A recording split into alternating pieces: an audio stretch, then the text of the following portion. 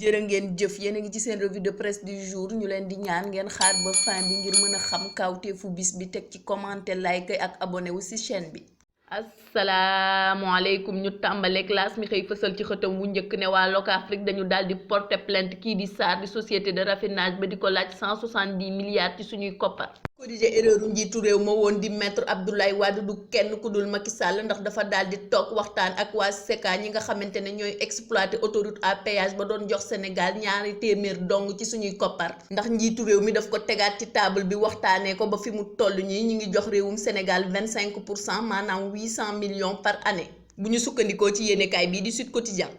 yëral yéenekaay bi ñuy wax Walf Quotidien mi xëy ne fàng dang photo Abdoul Mbaye mi xamle ne coow yi nga xamante ne ñu ngi koy daal di dégg ci réew mi ci jamono yi ñu toll li muy wane du lenn lu dul ne nguur gi fi nekk dafa daal di jeexal ba noppi ndax li deen dese moo di ëmb seeni kaake ngir fas yéene able ci élection njiitu réew yay am ca 2024. ñu ne gees jàkkaarloog Le Quotidien mi ñuy xibaar ne criminalisation de l'homosexualité maanaam projet de loi ba nga xamante ne dañu ko jébbal waa assemblée ngir ñu xeex lépp luy ngóor jigéen fii ci Sénégal du lenn lu dul am ndigg sërëxal boo xamante ne opposition bi daf ko lalal kii di nguur gi. di takk ab fitam daal di jéngu jàkkaarloog le ministre de la santé du kenn ku dul Guy Marius Sagna bi nga xamante ne dañ ko affecté woon fële ca Kédougou bu ñu sukkandikoo ci journal bii di Le Populaire ndax moom kat dafa déposé ab lettre di ñaan ne nañ ko may disponibilité boo xamante ne dafa toll ci ñetti at. maanaam ñetti at yoo xamante ne dootu ko dem liggéey. ñu génn foofu dugg feneen ak yéenekaay bii di Les Échos mi xëy di ñu xibaar ci coowal passeport diplomatique yi ndax journal bi mi ngi ñuy xamal ne policiers yeeg gendarme yi ñu ci doon dégg ba ñu toll ci juróom benn nit ñoom ñëpp nee nañ leen ràpp ci kaso bi.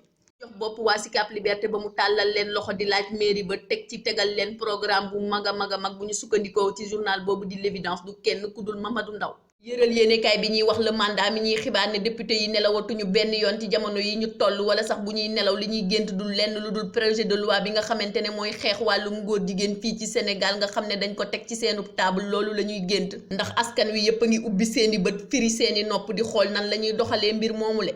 Le Témoin mel ni kuy feelu le mandat ci projet de loi boobu di xeex wàllum góor jigéen fii ci Sénégal ndax yéenekaay bi mi ngi xamle ne njiitu réew mi di le président de la République Macky Sall moo gën a am problème ñëpp ci jamono yi ñu toll ndax moom yematul ci gént waaye ay cauchemar lay def te cauchemar yooyu li ko indi dul lenn lu dul tubaab yi nga xamante ne dañu koy daal di teg pression ngir projet de loi boobu bañ a antu fii ci suñum réew ak nitu diine yi nga xamante ne dañu daal di ne patt ànd ak organiser di déglu. yéenekaay bii di Critique moom mi ngi ñuy xibaar ne njiitu réew mi di le président Macky Sall dafa mel ni ku daal di war fas bii di alburaax ndax fi mu toll tembe yitteem mooy changer xarkanamu Sénégal ak dundinu askanam ndax gannaaw train express régional bi nga xamante ne ñu ngi koy waaj a inauguré le 27 décembre bii ñu jëm njiitu réew mi dafa daal di takku ba dëgër ni Baye Fall bu jàkkaarloog sëriñam fas yéenee tongtongee gaz beeg pétrole bi am fii ci suñum réew ba askan wi daal di ne wiiw. yéenekaay bii di Tribune mi ngi ñuy xibaar ne góorgóorlu yi war nañoo sant yàlla dolli ca lañu ko santoon ndax waa douane teg nañu ci taabalu état lu toll ci 1000 milliards ci suñuy koppar ci atum 2020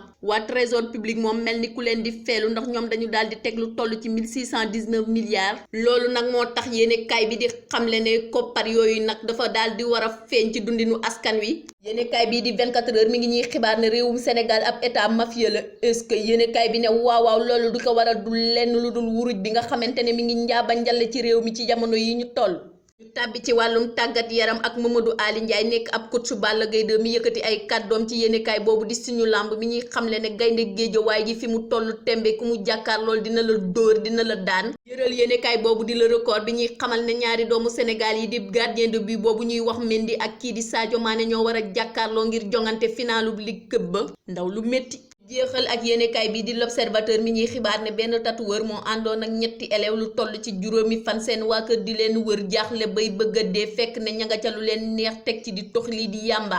lii ay ñun fu ñu jëm. Seynabou Diop pour Sen Xibaar Info.